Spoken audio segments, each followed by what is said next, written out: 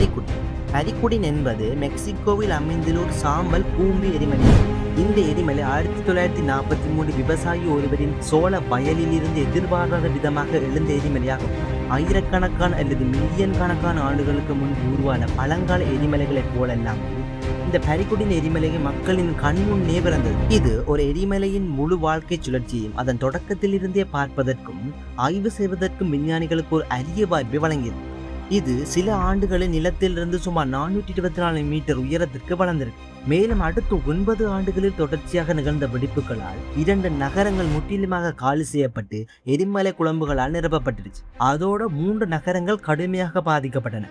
3 பேர் கொல்லப்பட்டதுடன் நூற்றுக்கணக்கான மக்கள் நிரந்தரமாக இடம்பெற வேண்டியிருந்தது. இது கிட்டத்தட்ட 233 சதுர கிலோமீட்டருக்கும் அதிகமான பரப்பளவை சேதப்படுத்தியிருந்தது. பரிக்குடின் இப்போது செயலற்று உள்ளதுடன் ஒரு சுற்றுலாத்தலமாகவும் மாறியுள்ளது. மக்கள் எரிமலையில் ஏறுவதும் எரிமலை குழம்பால் இறுகியிருக்கும் தேவாலயத்தின் இடிபாடுகளை பார்வையிடுவதற்கும் வருகை தருகிறார்கள். என்னதான் நிலத்துக்காக அங்காளி பங்காளி சண்டை முதல் பெரிய பெரிய போர்களை நடந்திருந்தாலும் இயற்கை நினைச்சா இப்படி என்கிறதுக்குள்ள அது தன்னிடமே எடுத்துக்கொள்ளும் என்கிறதுக்கு இது ஒரு சிறந்த உதாரணமாகும்.